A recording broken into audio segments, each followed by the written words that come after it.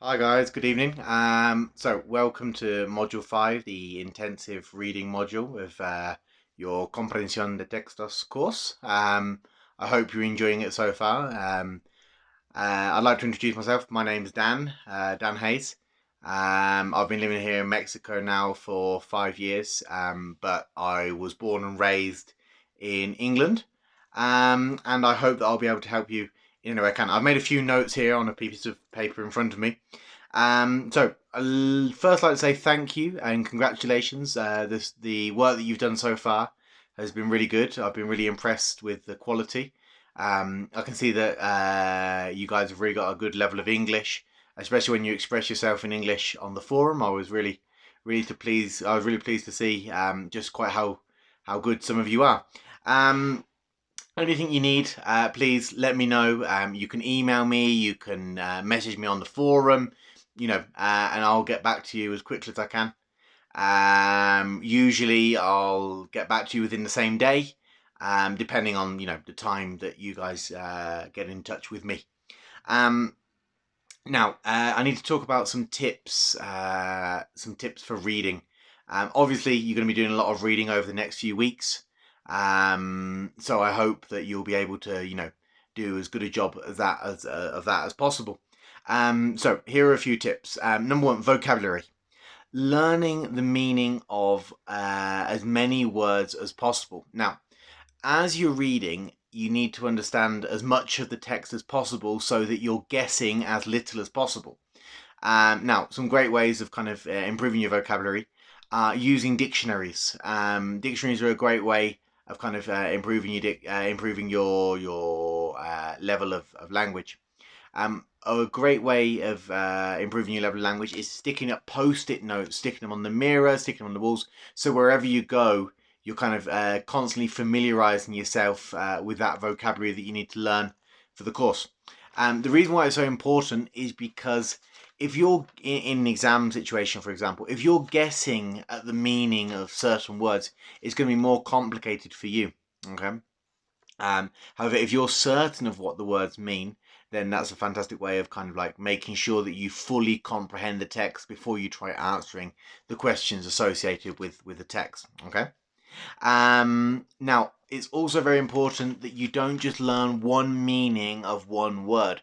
You need to learn lots of meanings of just one word, because the same word used in different contexts can have different meanings. And that's kind of quite important to understand, because just because that word meant one thing on one day doesn't mean it will always mean the same thing all the time. So my recommendation there is to try and associate as many meanings with just one word as possible. And my top tip for you is wordreference.com. It's an online dictionary.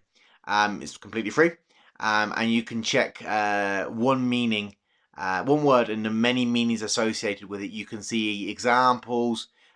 You can see the same word used as part of a phrase, the same word used on its own, and that's another really important tip, guys.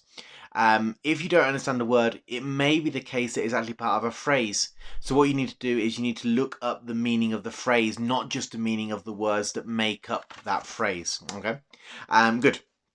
Obviously, if you want to do well in your exams, you need to practice in exam conditions. Now, I say you need to practice in exam conditions to kind of deal with these strategies for dealing with unknown vocabulary, because in all likelihood, the day of the exam, you're not going to know every single one of the words that you come across in a reading text, right? But you need to be able to deal with those unknown words, and deal with those unknown words pretty quickly. Okay. So practice. Doing in exam conditions without a dictionary first. But once you've answered the questions in exam conditions, make sure you go over the same text and look up those words, look up those phrases that you didn't understand. And that's going to be a really helpful way to help you expand your vocabulary. And then, on the day of the exam, let's hope that you'll have as big a vocabulary as possible, and that will help you to answer the exam with confidence, right? Okay, good. And my final point is, when you're dealing with unknown vocabulary, not to get stressed. It's very easy to see a word that you don't know and begin to panic and, oh no, I don't know what this word means. I don't know how to deal with it. look, leave it and move on. If you read the entire text and you can get the general idea, the main idea of the entire text, that's a great way of kind of working out the meanings of specific words. But if you can understand the text and you can understand the questions and you're able to answer the questions, even if you don't understand every single word in the text, that's a great way of kind of building your confidence when it comes to reading in English. Okay? Well, thanks guys. Thanks for your attention.